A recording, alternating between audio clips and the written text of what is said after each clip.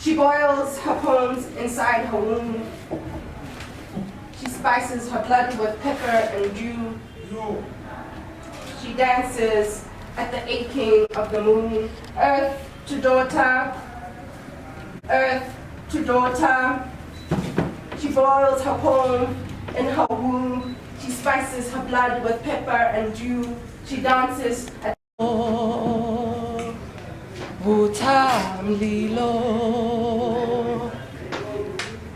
Does he not know that I am stark moonless next to him? Shreds of fire stepping on pavement.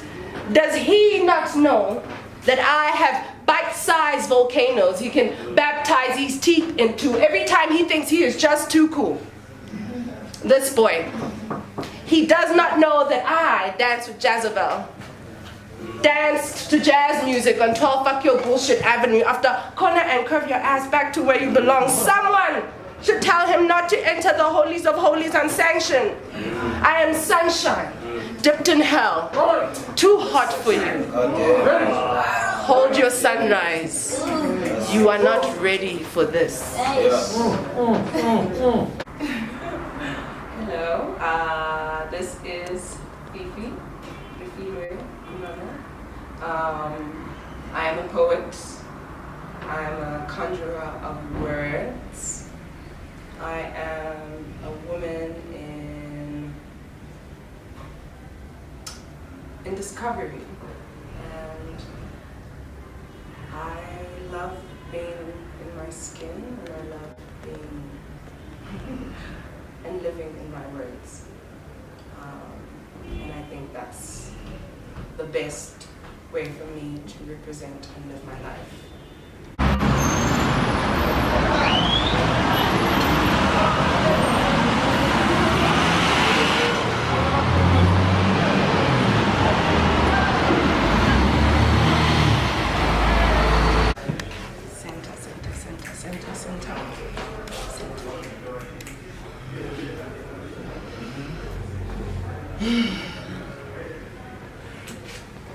My grandmother is a fierce aurochs.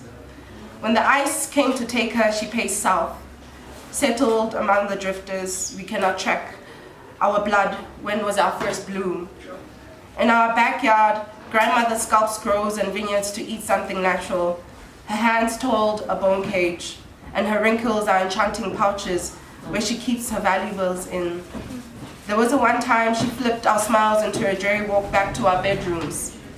The simple words, "I'm watching soccer," meant there was no entrance for opinion, only that you had just entered holy ground and were asked to abide. Grandmother learned to bleed before she could see. Grandfather wonders in her silence, attempting to pull him out of her blood, still a wanderer in the township, unapologetic about her drooping skin, her melting hair, her falling leaves, her bulging cheeks. There are orange days, gray evenings, damp township soil into her backyard when I think she will burn the world.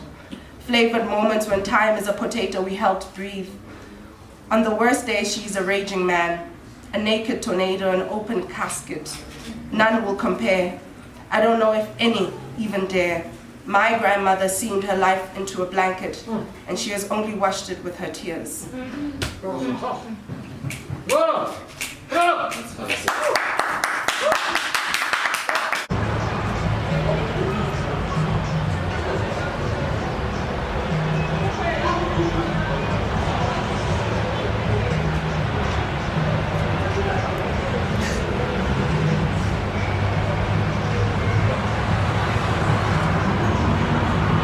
I think I write about the experience of being myself. I think I was just actually thinking about that this morning. And I was thinking, well, I'm always trying to create a world for me and my poetry and my way of seeing things where it feels safe. So I'm always exploring and playing with my imagination. And I think I used it as a tool when I was younger to sort of get out of the mundaneness of Soweto or whatever. And I used to create these images, these grand images, and that's sort of playing those rhythms.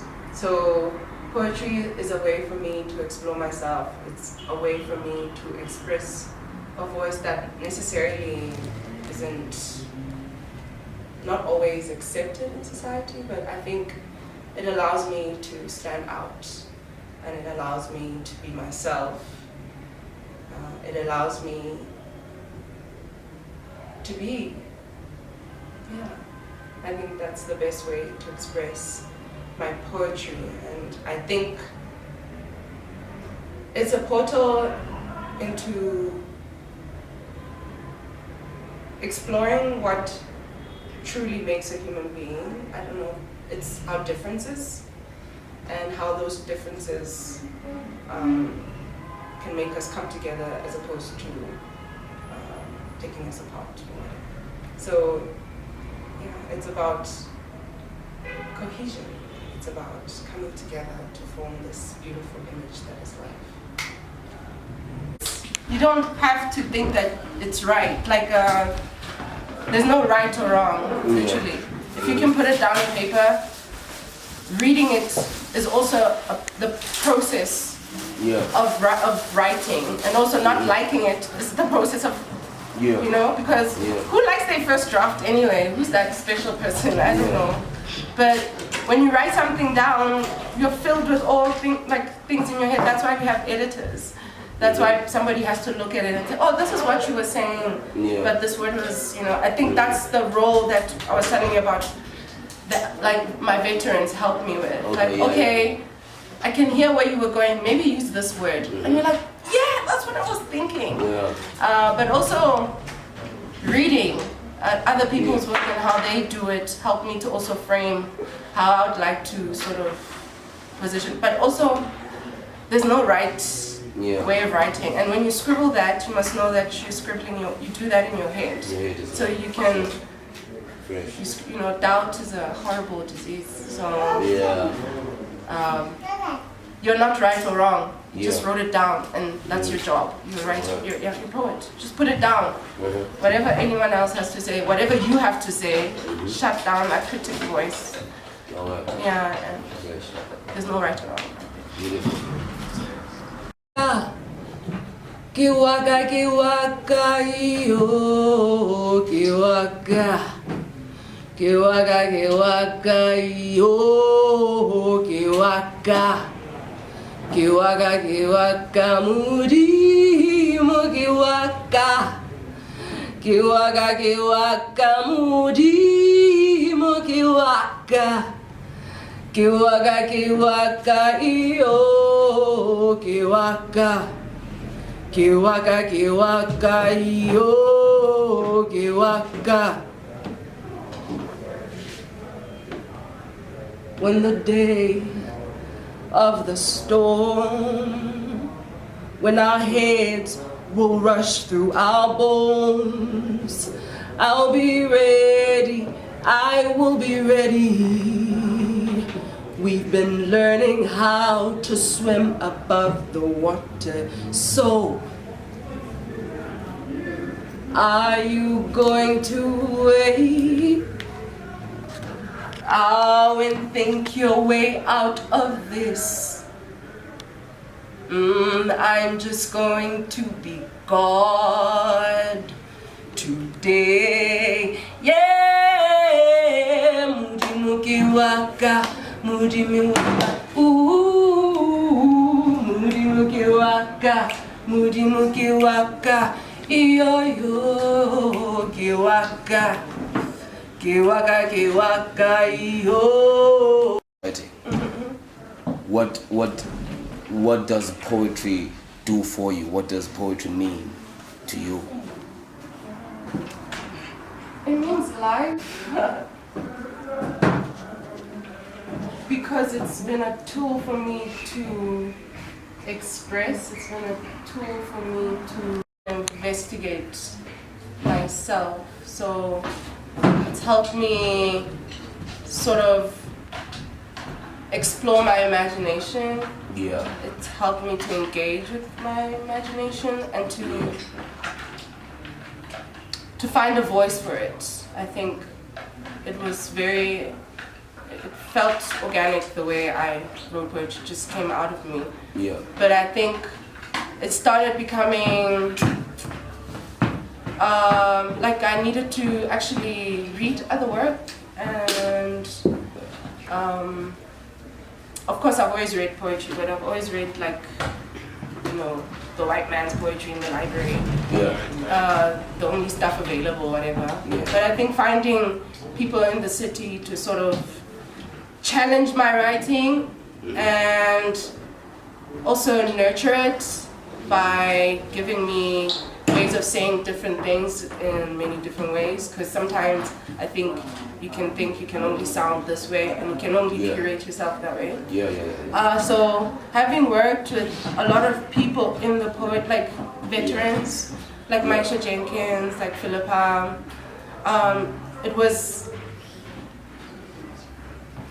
I was taken aback that I could say everything I want to say. I could use different ways because you're told that you need to do it that way. I can pace myself, and also being trained in that way, and having other poets to support the work that you do, and sort of not venerating it, but you know, like giving it a platform to voice itself. So I became more confident in my poetic voice that way. But ultimately, poetry has always been just a very easy medium for me to express myself. I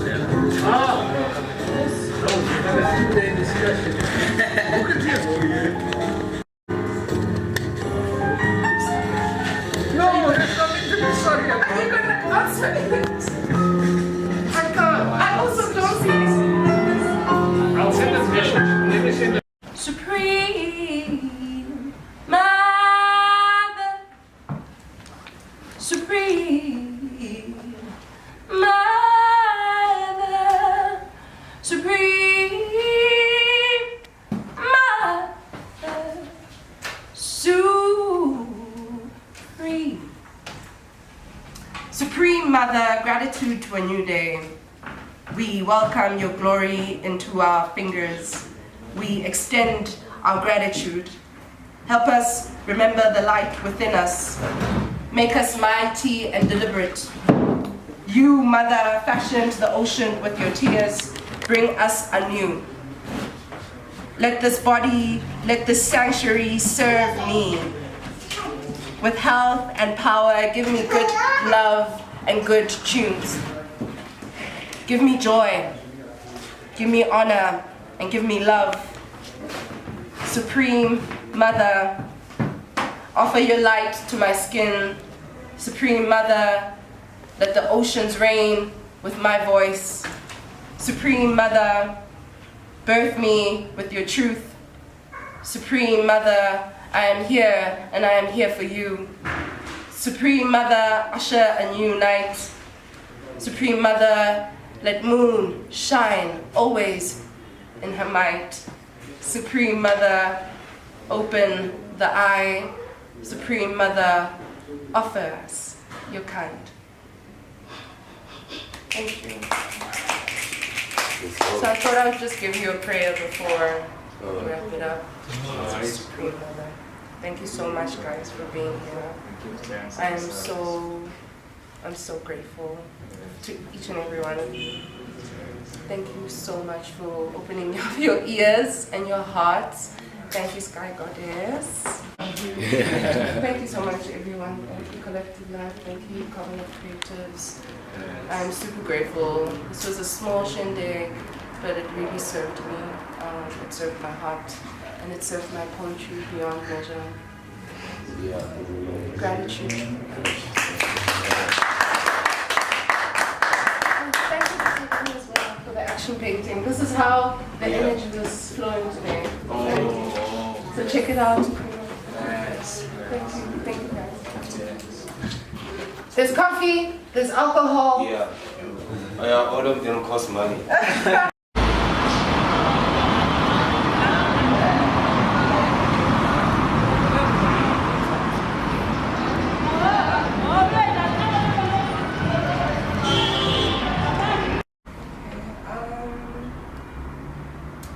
I think I've just, throughout my life, I've read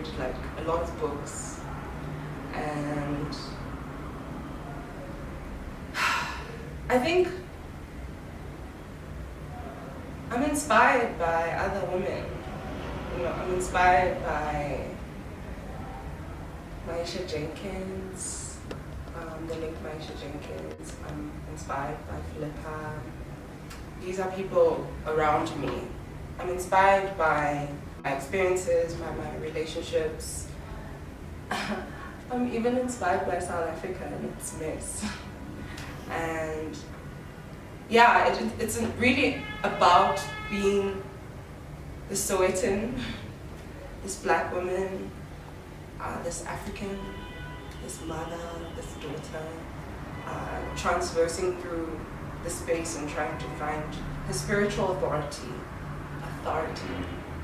And yeah, I think my poetry is metaphysical, and it's about the experiences I have and the connections I have with other people and the experiences I share with those people.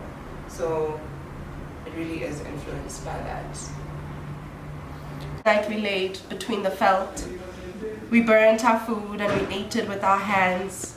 We marched our fingers to a promised land. At moonlight we slept with our smiles, and we were watching darkness surrounded by fireflies. And amid our moments stood memories we nursed to life. Our blood tossed itself bare throughout the adulation, and whispers to each other, we should concoct a poem for this ritual. Hurl our lungs into the seas we bled into, this bed of blades. We have made our room. We'll pierce the skin into submission. And there we laid, body and worship, tender and concrete. This love is agile, without sound or texture. And considering all matter, let all that dwells in the dark feel witness to this union. Bodies wandering below sparks of infinity, we have been old for many ages, gathering wisdoms from our interlocked lips. Many trees stay ambivalent to this blend. You trace the spice trade between my breast. Our families warned us about traveling too far. Nomads have no place but love.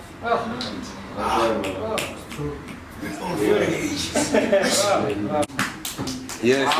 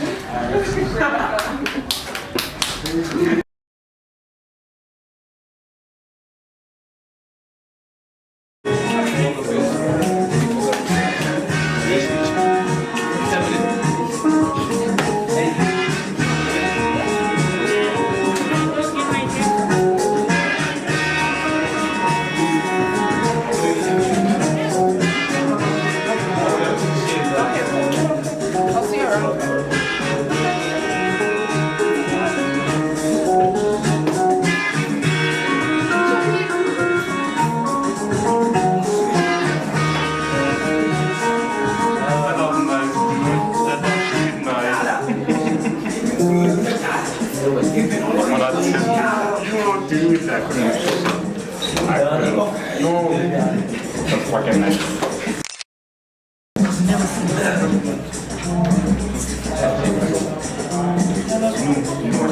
No,